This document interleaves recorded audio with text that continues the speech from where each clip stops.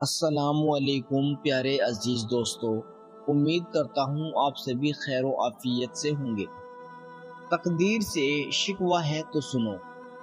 کبھی کبھی ہماری زندگی اس موڑ پر آ کر کھڑی ہو جاتی ہے جہاں صبر بھی تھک جاتا ہے، دعائیں بھی گمسم ہو جاتی ہے اور امیدیں بھی دھندلی پڑنے لگتی ہے۔ دل سوال کرتا ہے، کیوں یا اللہ میری تقدیر میں یہ غم کیوں لکھا؟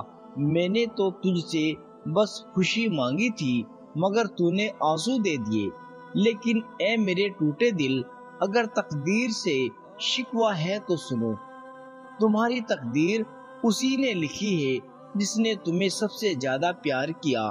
جب کوئی انسان تمہیں تکلیف دیتا ہے ہم اس کا شکوہ کرنے لگتے ہیں، لیکن جو اللہ ہمیں تکلیف سے نکالنا چاہتا ہے ہم اس سے ہی شکایت کیوں کرتے ہیں؟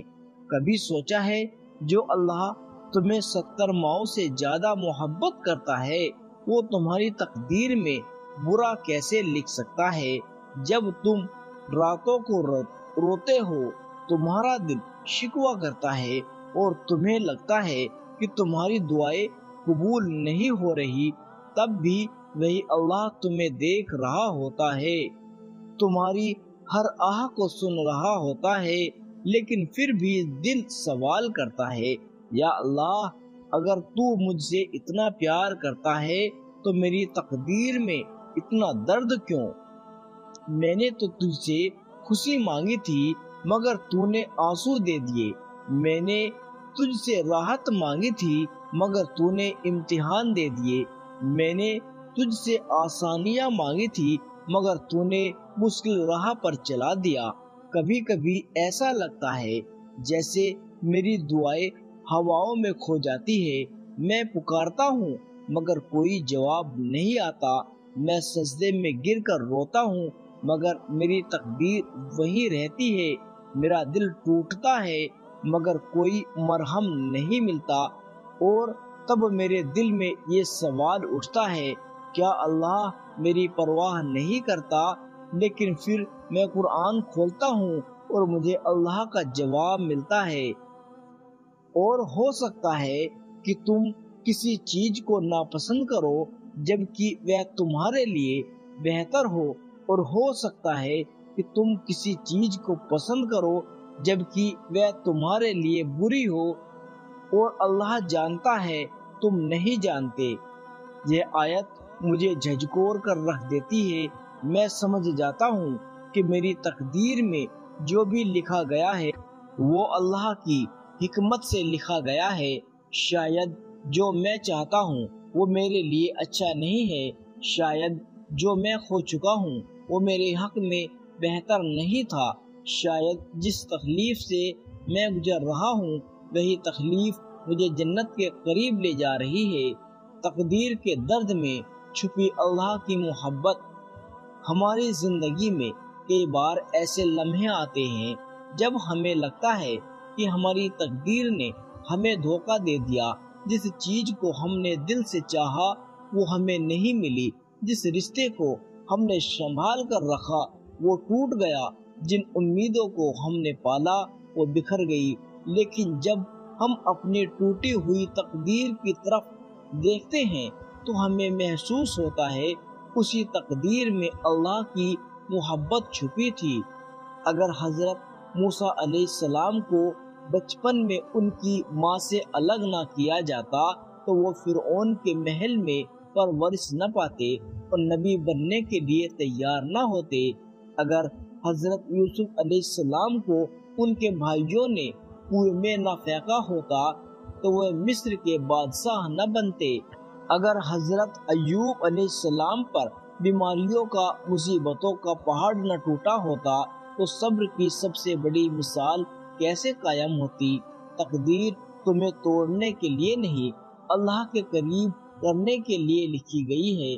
کبھی غور کیا کہ جب ہمارے پاس سب کچھ ہوتا ہے تو ہم اللہ کو بھول جاتے ہیں، لیکن جب تقدیر ہمیں درد دیتی ہے تب ہم راتوں کو جاگ کر اللہ کو پکارتے ہیں۔ یہی تو وہ لمحہ ہوتا ہے جب اللہ اپنے بندے کو اپنے قریب کرتا ہے، میں روتا رہا، سجدوں میں گرتا رہا، مگر اللہ نے میری تقدیر نہیں بدلی۔ کیونکہ اللہ تمہاری دعا کو نظر انداز نہیں کر رہا، وہ تمہاری تقدیر کو بہتر بنا رہا ہے۔ تمہیں وہ نہیں دے رہا جو تم مانگ رہے ہو، بلکہ وہ دے رہا ہے جو تمہارے لیے سب سے اچھا ہے۔ اگر دعاؤں کا جواب نہیں ملا تو اس کا مطلب یہ نہیں کہ اللہ سن نہیں رہا۔ حضرت موسیٰ علیہ السلام نے فرعون کے خلاف دعا کی تو 40 سال بعد جواب آیا۔ حضرت زکریا علیہ السلام نے اولاد کے لیے دعا مانگی تو بڑھاپے میں جا کر حضرت یحییٰ علیہ السلام پیدا ہوئے۔ جب سلمہ رضی اللہ تعالی عنہا نے اپنے شوہر کی موت پر اللہ سے بہترین بدلہ مانگا تو اللہ نے انہیں رسول اللہ صلی اللہ علیہ وسلم کی بیوی بنا دیا۔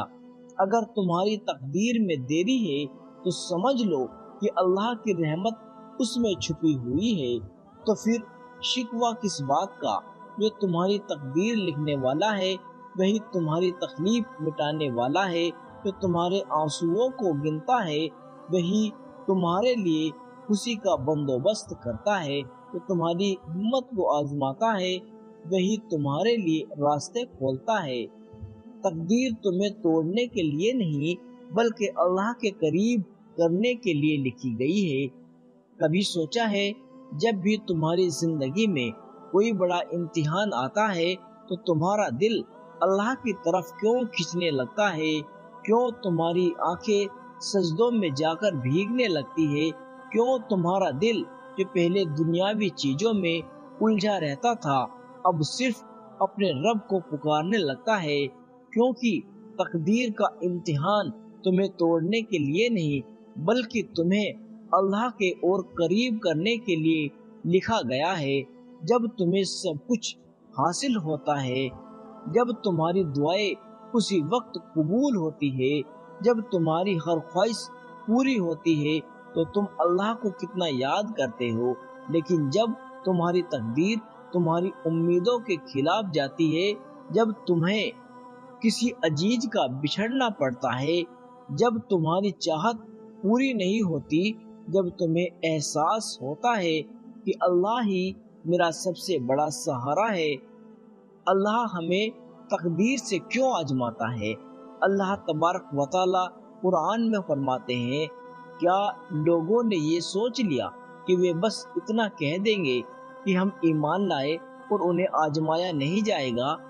یہ دنیا ہمارے لیے امتحان کی جگہ ہے، یہاں ہمیں آزمایا جائے گا، کبھی مشکلوں سے، کبھی تکلیفوں سے، کبھی تقدیر سے، لیکن یہ آزمائشیں ہمیں گرانے کے لیے نہیں بلکہ ہمیں سنوارنے کے لیے ہوتی ہے۔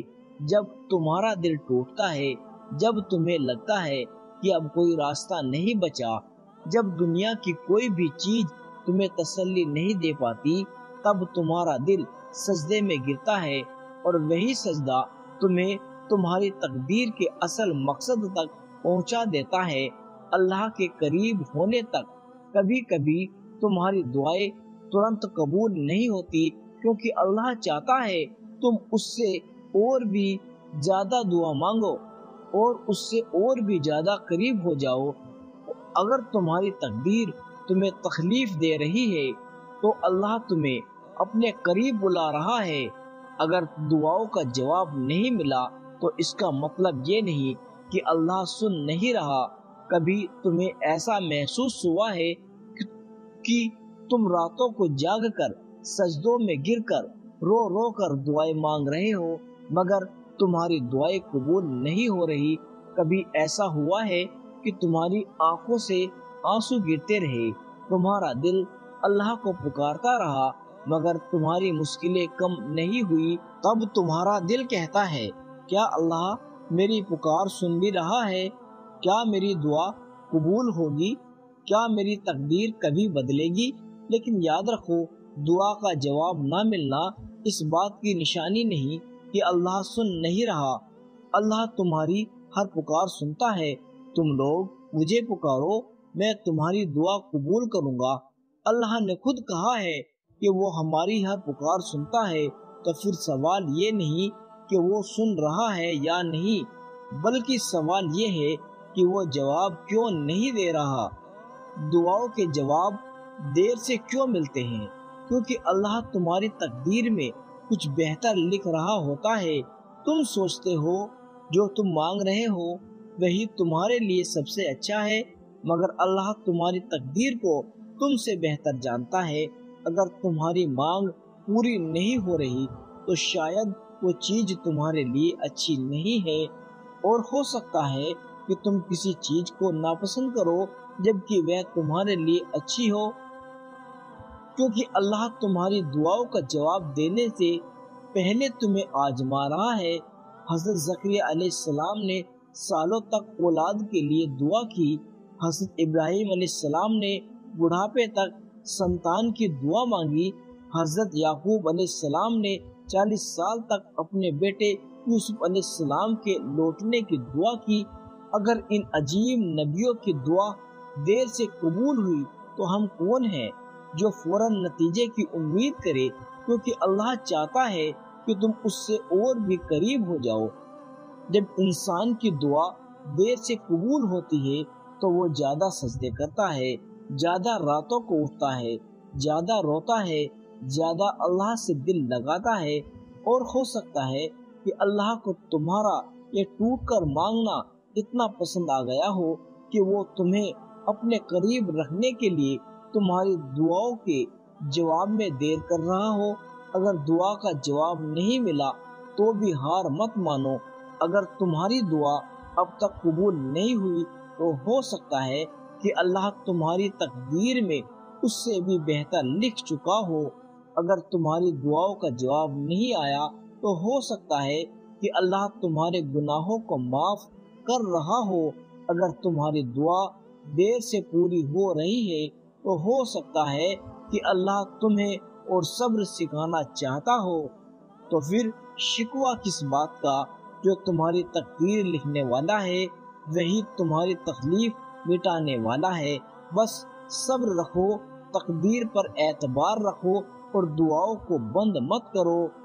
یا اللہ، مجھے میری تقدیر سے شکایت نہیں، بس تو مجھے اور صبر دے دے جو تقدیر پر یقین کو مضبوط کر دے۔